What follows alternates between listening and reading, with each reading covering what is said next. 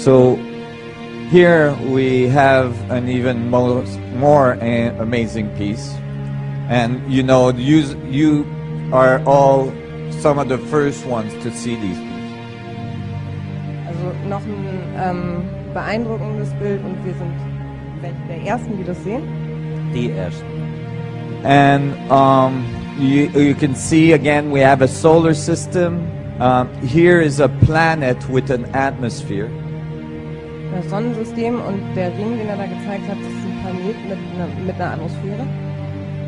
And this planet with an atmosphere must be the Earth. We can assume it's the Earth, but it's definitely a planet with an atmosphere. There's a ship here and a ship here. Ja, wir nehmen an, dass es die Erde ist, weil es eine Atmosphäre hat, und man sieht dann halt diese Schiffe, die Richtung Erde, weil wir es annehmen. And there's a nice little blow-up of what's inside the dome of the ship. Wie so eine Explosionszeichnung, also das, was innen drin ist, zeigt dann da oben halt. In case you're confused about what it is. And this is as well, you can see the steps here, typical of, pyramidal step pyramids.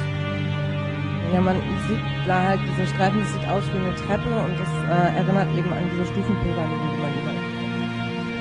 And here we can see that this ship is following a comet that is coming at the Earth. Da kann man annehmen, dass das UFO im Prinzip einem Kometen folgt, der auf die Erde zusteuert. Or at least at the planet that's here. And you can see that this UFO, right, which you can see is moving at high velocity, is doing something to push the comet. Und wenn man sich das UFO im Endeffekt anguckt, dann kann man annehmen, dass diese Streifen von unten eine Bewegung mit einer hohen Geschwindigkeit ist und dass eine Interaktion zwischen dem Kometen und dem UFO gibt. So this could be a representation of an event either in our past or in our future. So if here you have, you shouldn't be recording this. No recording. Okay, so here we have other pieces. Again, we have a solar system. The sun is very clear here. We have a planet with an atmosphere. We have another planet here. And we got an ascending ship here, another one down there, and then one inside the sun flare. Ja, im Prinzip sieht man da wieder die Sonne mit den Sonneneruptionen im Endeffekt, da dann wieder also der Planet mit der Atmosphäre, angenommen die Erde, andere Planeten drumherum und eben oben ein UFO, was nach oben wegfliegt, ein anderes UFO, was unten wie auch immer ist, und eins, was direkt in diesem Sonnenflare drin ist. And as you will see in my conference, I'm going to show you the mathematics and the reason why it may be appropriate to think of the sun as a doorway to travel through our through our galaxy and even in our universe. And the ancient people always called it a doorway. Also Nassim hat gerade einen Ausblick auf seinen Vortrag gegeben, dass er da drin präsentieren will, also die Mathematik präsentieren wird, dass es möglich ist, im Endeffekt die Sonne als Portal zu nutzen, und dass das eben auch durch die alten Mythen im Prinzip beschrieben wird. So here, sorry. So here we see a UFO coming out of the sun. It's very specific. Let's see what we got going on here. This is image of behind the sun here. I'm going to scroll down. Go to the left, and what is that? Looky there, some kind of funky looking sphere by the sun. And it doesn't just appear on the behind, it also appears on the forwards. Let me show you what I mean. This is stereo behind, here's stereo ahead. Let's do 2048 magnification on that, and we'll go down to the bottom again. Let's pick this one here. Let's see if we can find it. And in a different position, and there it is again, right there. What the hell is that? Now you debunkers out there, explain this to me. So here, sorry. So here we see a UFO coming out of the sun. It's very specific.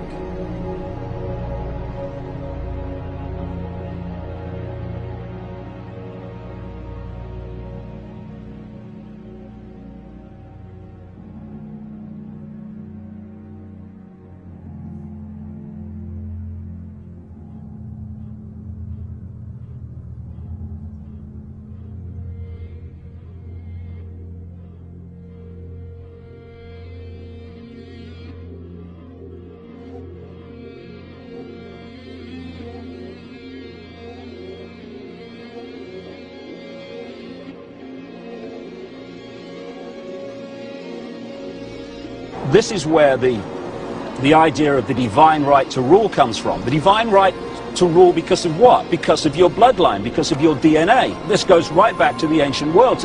Why do we need reptiles for that? People, human beings, are schmucky enough to want to rule over each other. Listen, you can tell me anything you believe, and I can start taking it apart on the basis of a little chat in front of this place. Right? But what I'm authors saying all the is, time summarize their works in television interviews. and that's what I'm trying to tell you. Okay. If you look at the ancient world, all over the ancient world, you find the same recurring story of the interbreeding between humans and non-humans, which invariably are depicted in a reptilian form, creating hybrid bloodlines, the bloodline of the gods.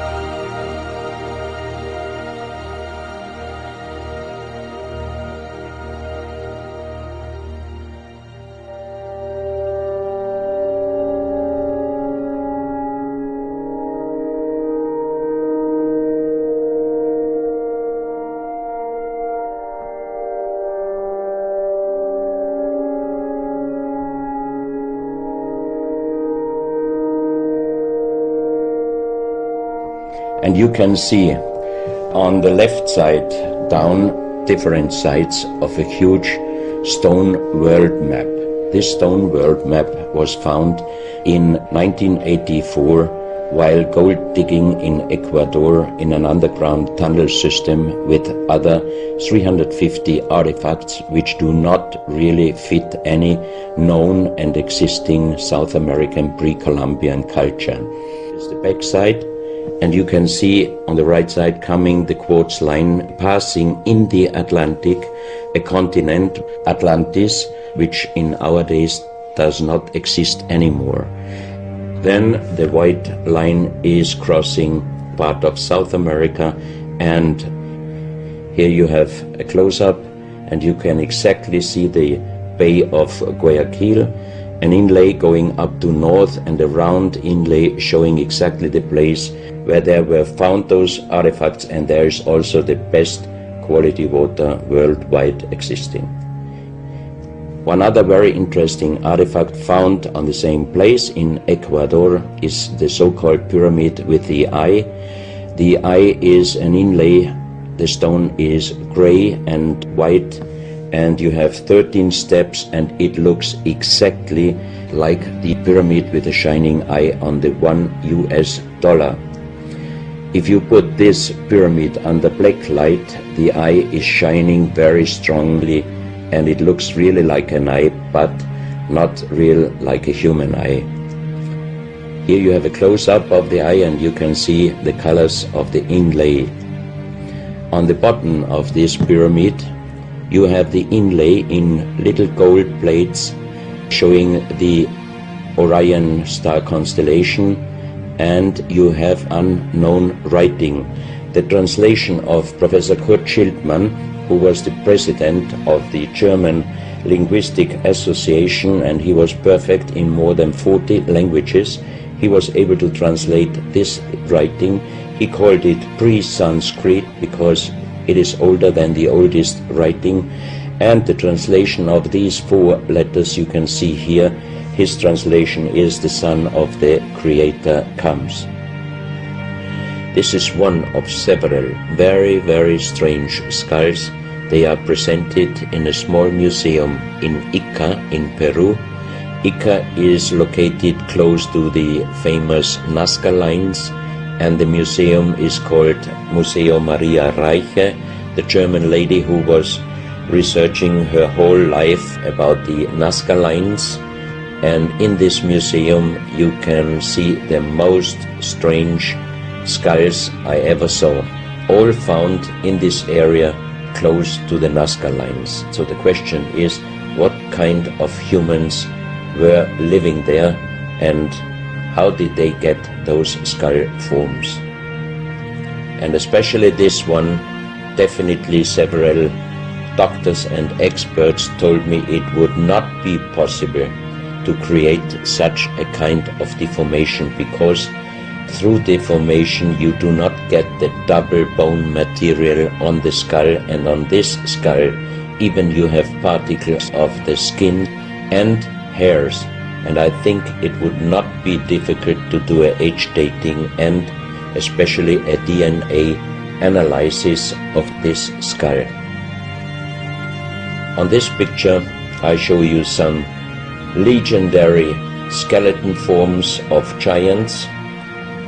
In the year of 1964, in the south of Ecuador, in the province Loja, there broke down a part of a mountain platform, and Father Carlos Vaca, who was working as a priest in hospitals, he was called to this place, and he found the broken bones of a giant.